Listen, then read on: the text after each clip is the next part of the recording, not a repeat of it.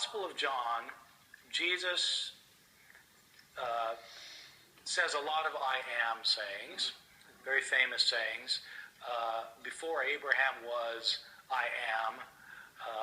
I am the way, the truth, and the life. No one comes to the Father but by me. I am the bread of life. I am the light of the world,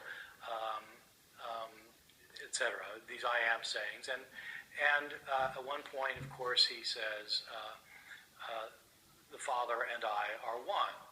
So my question to you is, do you think the historical Jesus really said these things?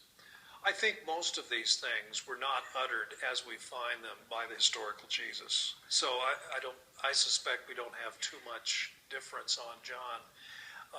My view is the Gospel of John is a horse of another color altogether. It's a different genre. John is often compared to the wisdom literature. It's like wisdom is personified. Chokmah, Lady Wisdom, or in Greek, Sophia. She wanders the streets. She calls out to people. She does things. Well, nobody would read that and think, oh, did you see Wisdom going down the street the other day?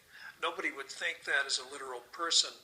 What is mysterious to me about John is that once you say that and say, okay, perhaps we should interpret the I am statements as he is confessions, he is the light of the world, he is the way, truth, and the life, he is the bread of life, a confession of the Johannine community that likely generated that version of the gospel. About the time you think John is a gigantic parable, and then along comes a scholar who says, you know, it's loaded with historical details also. And so that's what makes John so tricky. There is a Society of Biblical Literature section devoted to John and the historical Jesus, chaired by a scholar named Paul Anderson. So that's probably more answer than you want, but I don't disagree with you too much on that point. I think John is studded with historical details. Yeah. Maybe you called them nuggets. That's not a bad way of describing John. But I think the synoptics are more than just some nuggets.